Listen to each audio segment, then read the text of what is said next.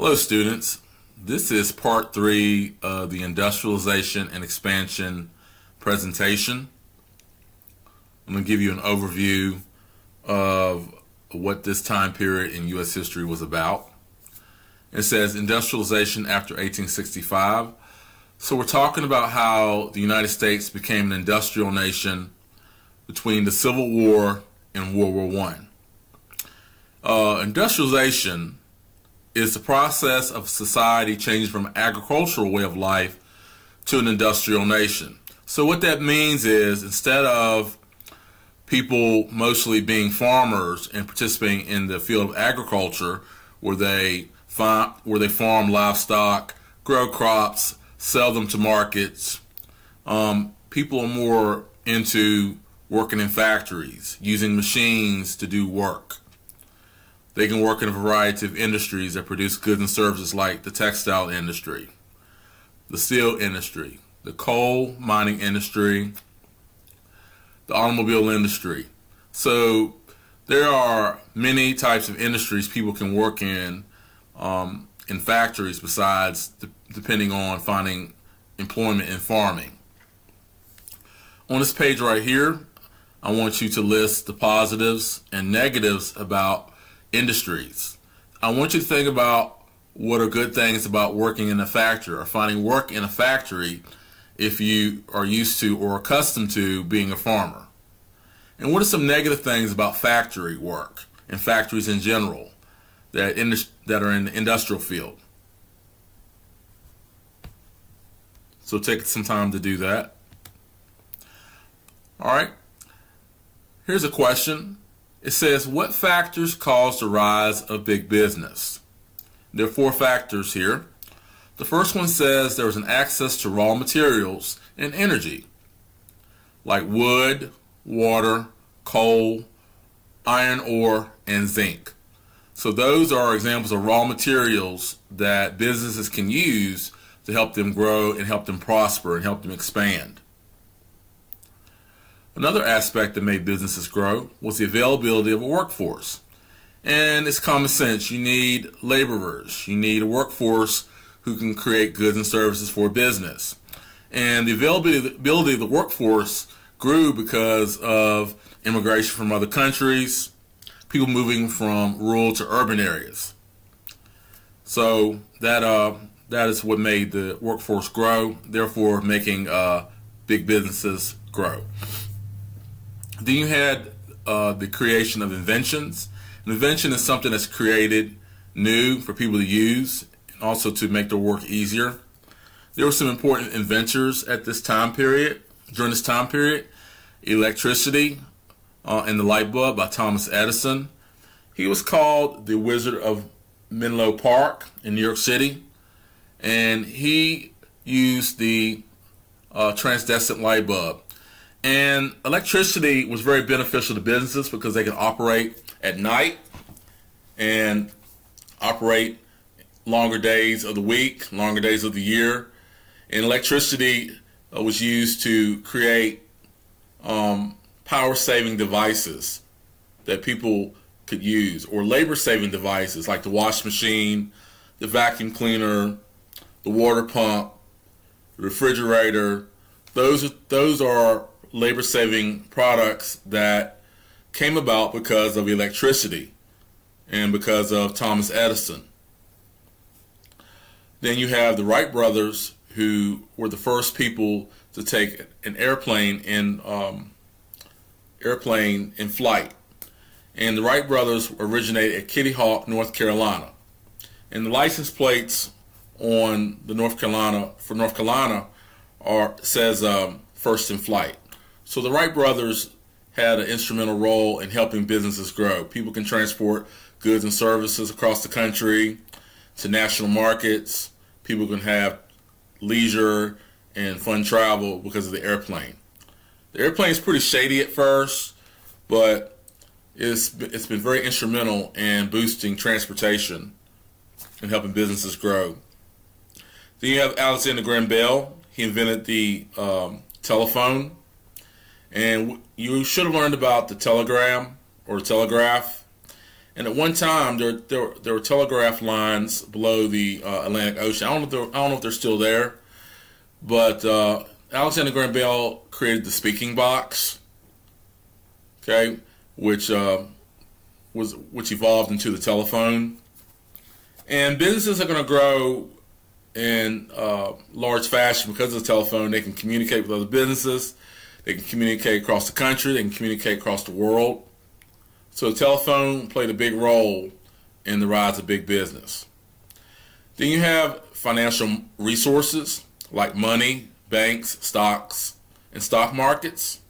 Money is very important to buy and invest in your business.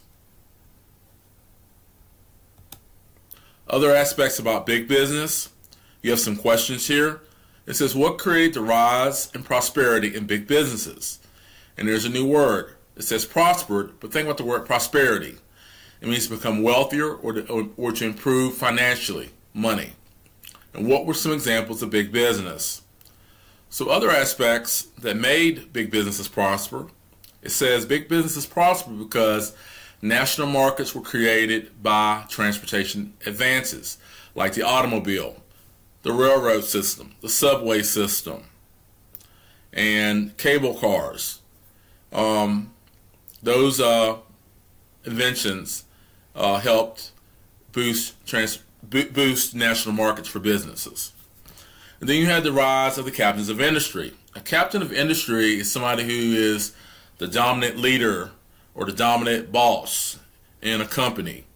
They're very smart, they're very intelligent, they're willing to take risks, they're willing to take dares, they're willing to put things on the line to make a profit. And these captains of industry are John D. Rockefeller. He was the captain of the oil industry. His company was called the Standard Oil Company, and he was able to maintain dominance over the oil industry by establishing a monopoly. And a monopoly is a situation where you have one big business that squashes all the competition. That's good for that business, but it's not good for the consumer because prices are so high, and they don't have any other businesses to compete with. So John D. Rockefeller, captain of the oil industry. A good way to remember what he did is look at the word rocket in his name, rocket fuel oil. Good way to remember that. Then you have Andrew Carnegie. He was the captain of the steel industry. So he established his steel industry in Pittsburgh. He wasn't the only person in the steel industry, but he was the most dominant person in the steel industry. He squashed the competition, and he created monopolies. And very important, he was a short man. He's 5'3". He was a Scottish immigrant, and he traveled to Europe, and he learned how to make steel quicker through a process called the Bessemer process, where you can extract carbon and cook and make steel a lot quicker. Steel is a man-made product that's made from iron ore. Then you have Henry Ford. He's the captain of the automobile industry, and he's the reason why we have the Ford Motor Company, which is located in Detroit, Michigan. Okay. And Henry Ford used the assembly line to mass produce the automobile. He wasn't the inventor of the automobile, but he made it better. He made it more affordable for people to buy. I think it was like $800 for the first car. So that was very cheap for back then. Then you have Cornelius Vanderbilt, and he was the captain of the railroads and shipping industry. And he dominated the railroad industry by squashing the competition as well. And he was a go-getter. He dropped out of school when he was 11 years old, and Vanderbilt University in Tennessee is named after him because he gave them their first endowment. Endowment is money or a donation given to a fund or to a person to help them buy things or help them pay for their college. Another aspect that made businesses prosper was advertising, and businesses put ads in newspapers, magazines, billboards all across the country to get their message out to the customers that you need to buy our product, and so we can satisfy you and make your life better. So advertisement played a big role in helping businesses prosper. Then you have lower cost production. What that basically means is that a business can save money when they produce goods and services. I'll give you an example. Say that you have a farmer who has 10 workers working on their farm, harvesting and planting crops. I should say planting and harvesting crops, tending to their livestock.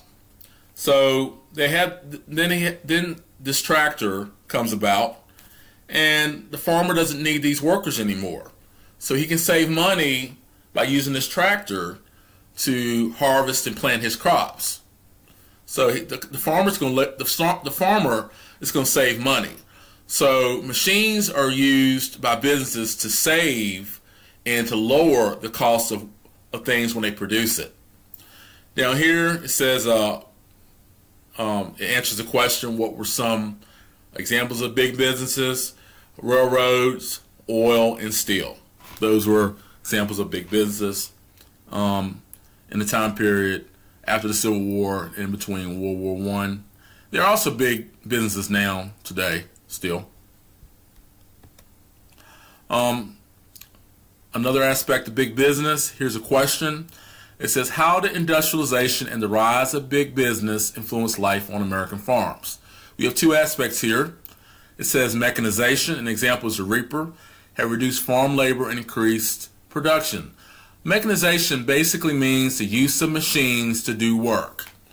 So a machine is used to replace physical labor, human labor. And that's a cost and a benefit. It's a benefit for the producer or the business person because they can save money and don't have to spend a lot of money and give so much money to their workers in order to produce goods and services. So they have a machine that can do the work of maybe 10 people or 100 people in that aspect. So an example of that is with the farmer having to lay off the workers because he has a tractor or some type of machine that's going to do the work of those 10 people. And those people who used to be farmers, they're going to have to go to the cities. They have to go to the industries to find work. Maybe a textile industry, a coal mine, an oil plant, a weaving mill, any place that produces a product in a factory. They're going to have to go and find work. Another aspect here, it says industrial developments in cities created increased labor needs. So industrial developments in coal and steel and textile and automobile, that's going to lead to the need of more workers. So people are going to travel to the cities to find work, and that's going to help those businesses grow bigger. It's going to increase their labor because of those industrial developments. So that's very important. There's some negative aspects of industrialization. There's 4 here. It says child labor. Children were tied to the machines, and babies and young children attended their parents in factories when they worked. There were no laws back then that restricted the age of when a business can hire a child. Now it's like 14 to 15 years old. You can get a worker's permit. And it was very dangerous for children to work in factories. Low wages was a problem of industrialization. A lot of workers got paid scrap wages. You had long hours, 20 hours a day, and it was very stressful and strenuous on family life and people's physical health. You had unsafe working conditions. An example is people dying of black lung, people died in fires, people dying of chemical ingestion, and there were no laws to protect workers back then during industrialization, the second industrial period. So those are factors there. We'll go back here. So with that being said, you had the rise of labor unions, and I'm going to talk about that later in another slide when we talk more about the progressive movement, because the progressive movement was a time period where many people of all walks of life came about to address problems of industries and cities and social problems. That's a wrap. Answer the questions. Thank you for listening. Goodbye.